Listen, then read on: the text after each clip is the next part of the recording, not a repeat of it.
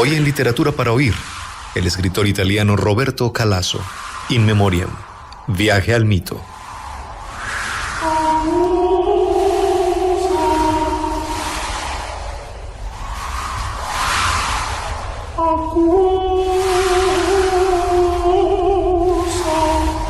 A los 80 años, el 28 de julio de 2021, murió en Milán el escritor y editor Roberto Calasso. Este florentino, considerado como una institución literaria, dominaba el francés, el inglés, el español, el alemán, el griego y el latín, y había estudiado sánscrito, lenguas que le permitieron su erudita incursión en el mundo del mito. Apasionado del cine, graduado en literatura inglesa en la Universidad de Roma, profesor en Oxford, presidente de la editorial Adelphi, autor de una veintena de libros y editor de decenas, su presencia intelectual fue reconocida, admirada y será echada de menos en un mundo cada vez más alejado de las enseñanzas del mundo clásico y sus tradiciones. En su libro Las bodas de Cadmo y Armonía, abre con un epígrafe de Salustio. Estas cosas no ocurrieron jamás, pero son siempre, lo que marca el tono de la indagación de Calasso, quien añade: las historias jamás viven solitarias, son ramas de una familia que hay que recorrer hacia atrás y hacia adelante. Comencemos este programa de homenaje con un extracto de un reciente libro sobre cómo ordenar una biblioteca.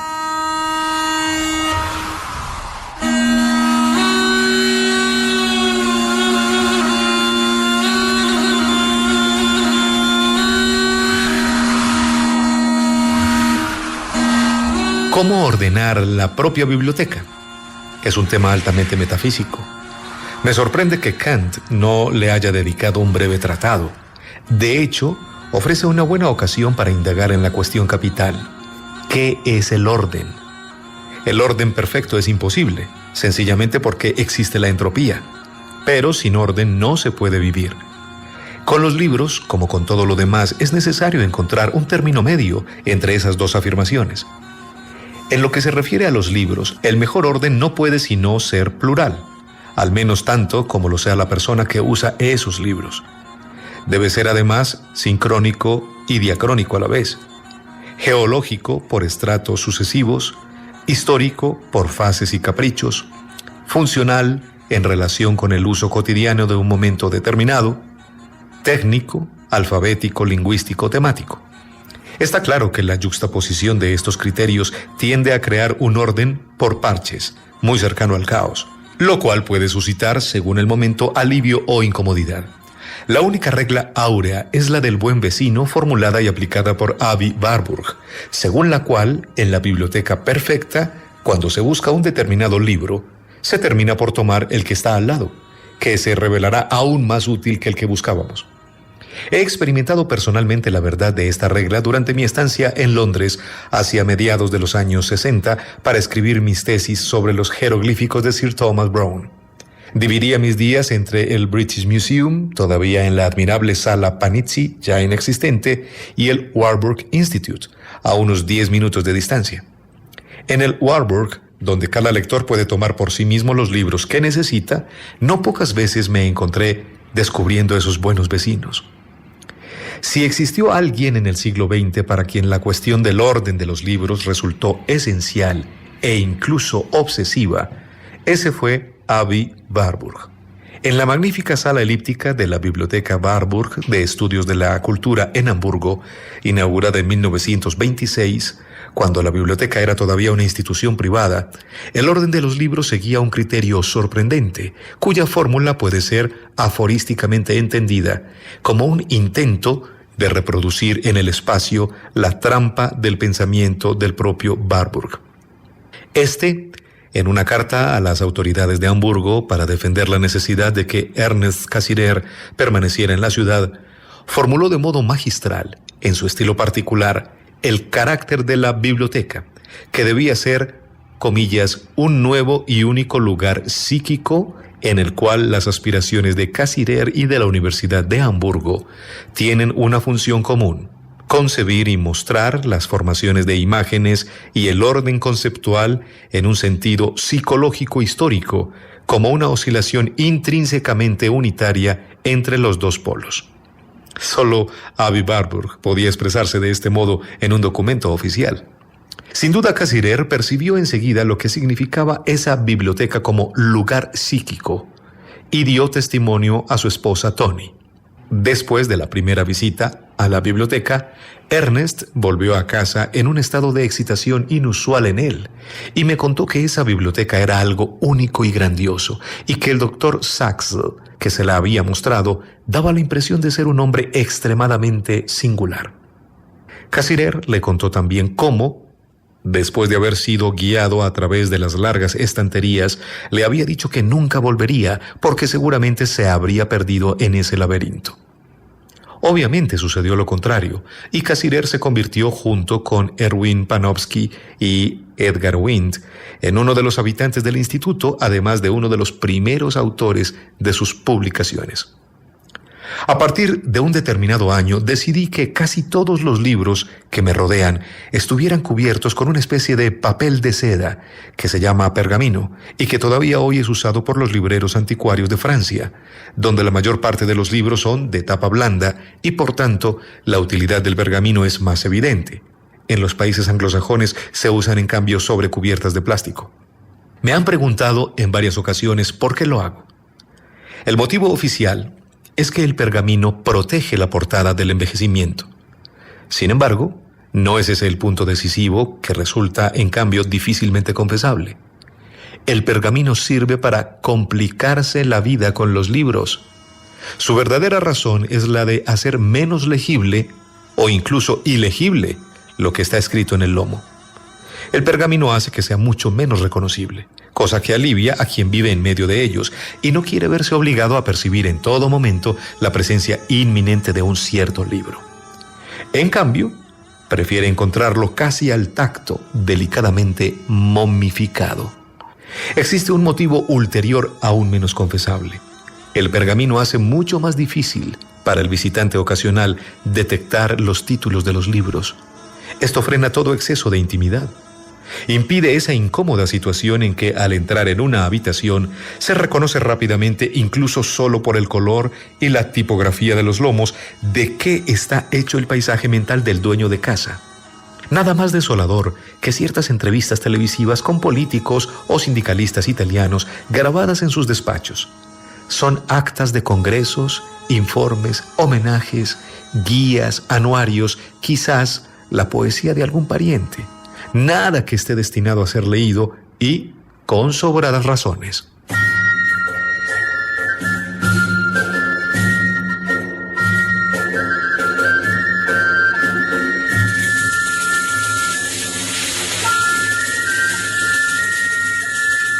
También de Roberto Calasso, de un ciclo de conferencias dictado en Oxford, estas luminosas palabras.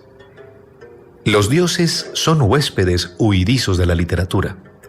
La atraviesan con la estela de sus nombres, pero con frecuencia también la abandonan. Cada vez que el escritor apunta una palabra debe reconquistarlos. La mercurialidad, anuncio de los dioses, es también la señal de su carácter evanescente. Sin embargo, no siempre ha sido así. Las cosas fueron distintas mientras existía una liturgia. Aquel engarce de gestos y palabras, aquella aura de controlada destrucción, aquel uso excluyente de ciertos materiales, todo eso placía a los dioses, mientras los hombres quisieron dirigirse a ellos. Después solo quedaron, como banderines ondeantes en un campamento abandonado, aquellas historias de los dioses que eran el sobreentendido de cada gesto. Desarraigados de su suelo y expuestos a la cruda luz de la vibración de la palabra, podían llegar a parecer impúdicos y vanos. Todo acabó en historia de la literatura. Sería, por tanto, redundante y aburrido hacer la lista de las ocasiones en que los dioses griegos se dejan ver en los versos de la poesía moderna desde los primeros románticos en adelante. Casi todos los poetas del siglo XIX, de los más mediocres a los sublimes, escribieron algún poema en el que se nombra a los dioses. Lo mismo puede decirse de buena parte de la literatura del siglo XX. ¿Cuál es el motivo? En realidad, las razones son múltiples. Por la secular costumbre escolástica, o quizás por parecer nobles, exóticos, paganos, eróticos, eruditos, o bien por la razón más frecuente y tautológica, para parecer poetas. No hay gran diferencia, ni resulta demasiado significativo que en un poema se nombre a Apolo y al mismo tiempo una encina o la espuma del mar. Son todos ellos términos del léxico literario igualmente consagrados por el uso. Sin embargo, hubo un tiempo en que los dioses no eran tan solo un hábito literario. Eran un acontecimiento, una aparición súbita, como el encuentro con un bandido o el perfilarse de una nave. No era necesario que la visión fuese total. Áyax o Íleo reconoce por su forma de andar a Poseidón enmascarado de Calcante solo con verlo caminar de espaldas. Lo reconoce por los pies, por las piernas.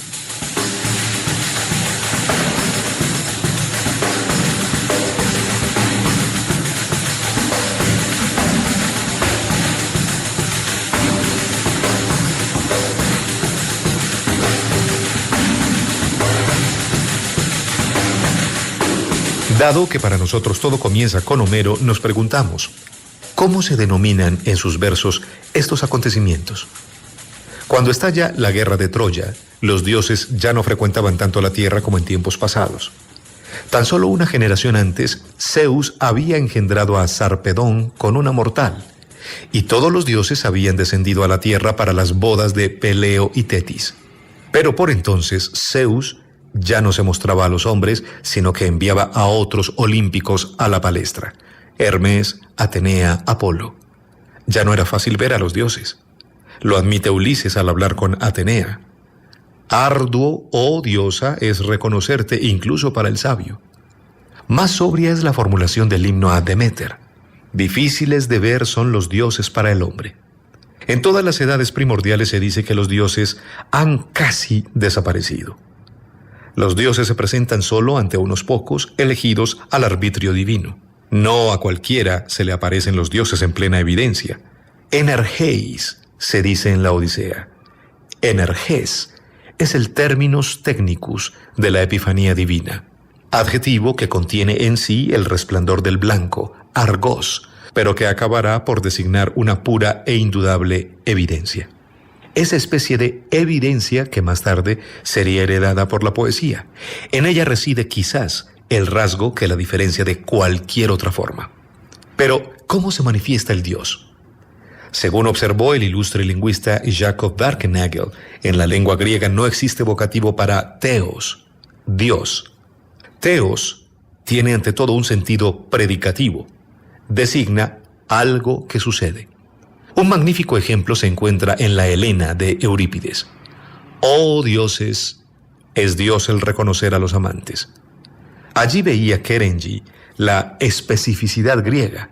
En el designar un acontecimiento es theos.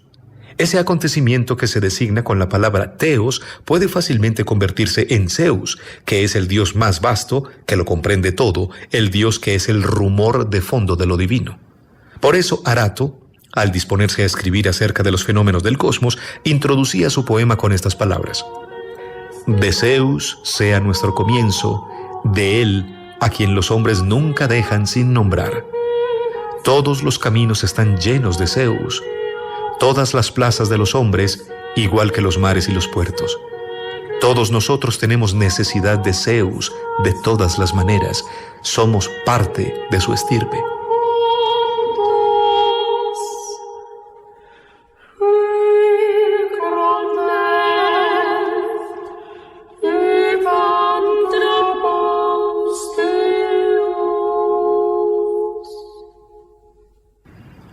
Cuenta Baudelaire que una mañana de 1851, París se despertó con la sensación de que había acontecido un hecho importante, algo nuevo, sintomático, que sin embargo se presentaba bajo la forma de un hecho diverso cualquiera. Una palabra zumbaba con intensidad: revolución. Pero se daba el caso de que en un banquete conmemorativo de la Revolución de Febrero de 1848, un joven intelectual propuso un brindis al dios Pan. ¿Qué tiene que ver el dios Pan con la revolución? había preguntado Baudelaire al joven intelectual. ¿Cómo? Fue la respuesta. Es el dios Pan el que hace la revolución. Él es la revolución. Baudelaire insistió. ¿Entonces no es verdad que ha muerto hace tanto tiempo? Creía que una fuerte voz había planeado sobre el Mediterráneo y que esa voz misteriosa, que se oía desde las columnas de Hércules hasta las playas de Asia, había dicho al viejo mundo, el dios Pan ha muerto. Pero el joven intelectual no pareció turbarse. Replicó, no es más que un rumor, habladurías infundadas. No, el dios Pan no ha muerto. El dios Pan vive todavía. Continuó alzando los ojos hacia el cielo con extraña ternura. Volverá. Baudelaire apostilla. Hablaba del dios Pan como si fuera el prisionero de Santa Elena. Pero el diálogo no había acabado. Baudelaire no se daba por satisfecho. ¿No será entonces que eres un pagano? El joven intelectual respondió arrogante. Por supuesto. ¿O ignoráis acaso que solo el paganismo, obviamente bien entendido, puede salvar al mundo? Hay que volver a las doctrinas verdaderas, por un instante oscurecidas por un infame Galileo.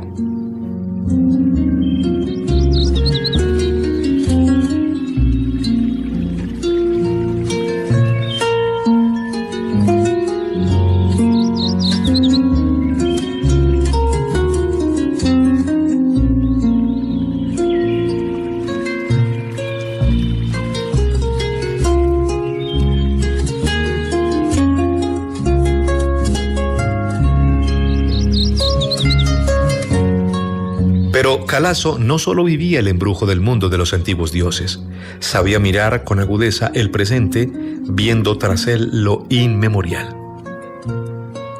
La sensación más precisa y más aguda para quien vive en este momento es la de no saber dónde se pisa a cada momento. El terreno es poco firme, las líneas se desdoblan, los tejidos se deshacen, las perspectivas oscilan. Entonces se advierte con mayor evidencia que nos encontramos en la actualidad innombrable. Entre los años 1933 y 1945, el mundo llevó a cabo un intento de autoaniquilación parcialmente exitoso. Lo que vino después fue informe, tosco, extraordinariamente poderoso. Evasivo en cada una de sus partes, es lo opuesto del mundo al que Hegel creyó apretar en la prensa del concepto. Es un mundo que está hecho trizas, incluso para los científicos. Un mundo que carece de un estilo propio y que usa todos los estilos. Este estado de cosas podría parecer apasionante, pero los únicos que se apasionan son los sectarios, convencidos de tener la clave de lo que sucede. Los demás, la mayoría, simplemente se adaptan, siguen la publicidad. La fluidez taoísta es la virtud menos difundida. Por todas partes chocan con las aristas de un objeto que nadie ha conseguido ver por entero. Este es el mundo normal. Auden tituló La Edad de la Ansiedad, un poema a varias voces ambientado en un bar de Nueva York hacia finales de la Segunda Guerra Mundial. Hoy esas voces suenan remotas, como si vinieran de otro valle. La ansiedad continúa, pero ya no predomina. Lo que predomina es la inconsistencia, una inconsistencia asesina. Estamos en la era de la inconsistencia. El fundamento del terror es la idea de que solo la matanza ofrece garantía de significado. Todo lo demás parece débil, incierto, inadecuado.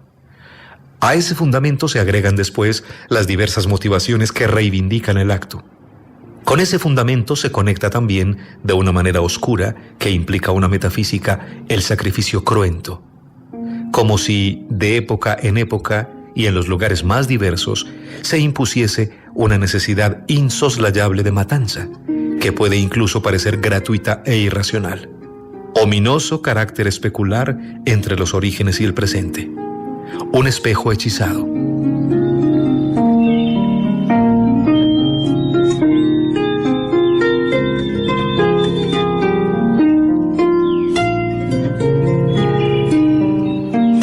El terrorismo islámico es sacrificial.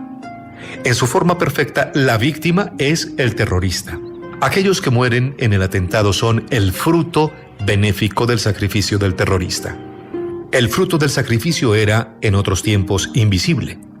La entera maquinaria ritual era concebida para establecer un contacto y una circulación entre lo visible y lo invisible. Ahora, en cambio, el fruto del sacrificio se ha vuelto visible, cuantificable, fotografiable. Como un misil, el atentado sacrificial apunta hacia el cielo, pero cae sobre la tierra. Por eso predominan los atentados de los asesinos suicidas que se hacen estallar. En todo caso, se da por sabido que los terroristas deben morir o hacerse matar en el atentado. Hacer que explote un artefacto gobernado a distancia ofuscaría la naturaleza sacrificial del acto. El enemigo primordial del terrorismo islámico es el mundo secular, preferiblemente en sus formas comunitarias: turismo, espectáculo, oficinas, museos, hoteles, grandes almacenes, medios de transporte. De ese modo, el fruto del sacrificio no solo consistirá en matanzas numerosas, sino que tendrá una resonancia más amplia. Como toda práctica sacrificial, el terrorismo islámico se funda en el significado. Ese significado se enlaza con otros significados, todos convergentes hacia el mismo motivo: el odio a la sociedad secular.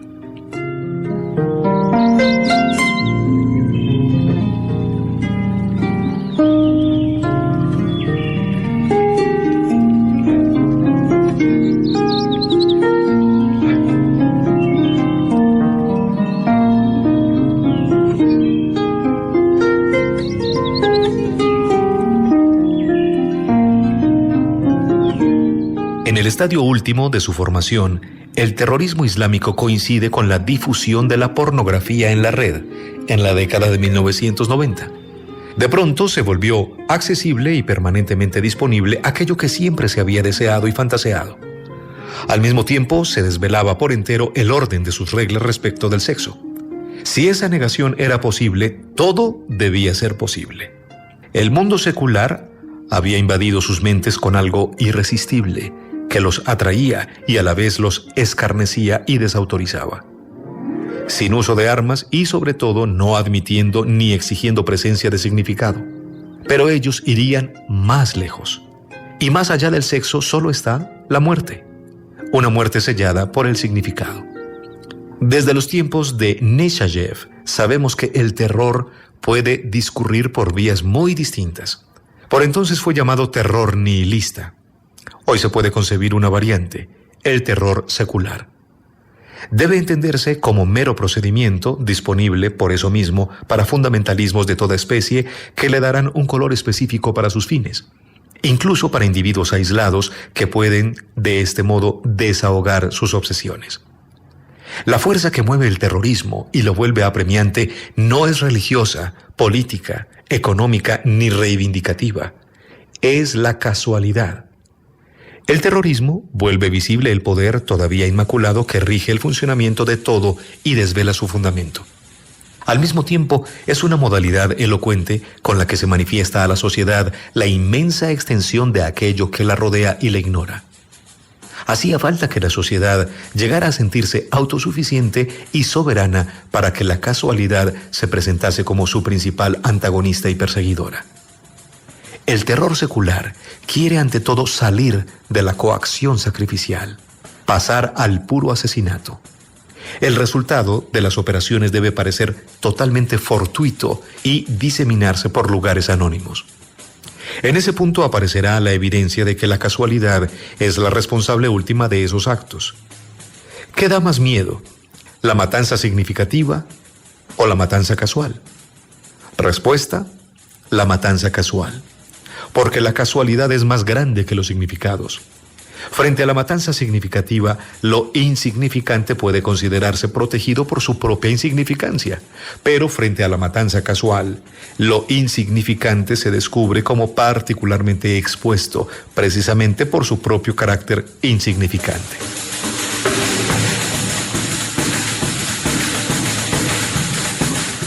Finalmente, el terror ya no tiene necesidad de un responsable colectivo. El que lo manda y el que ejecuta pueden coincidir. Pueden ser el individuo como entidad desarraigada o puede ser un Estado o una secta que obedece a un mandato impuesto por sí mismo: matar. El terrorismo significativo no es la forma última del terrorismo, sino la penúltima. La última es el terrorismo casual, la forma de terrorismo que corresponde mejor al Dios de la hora.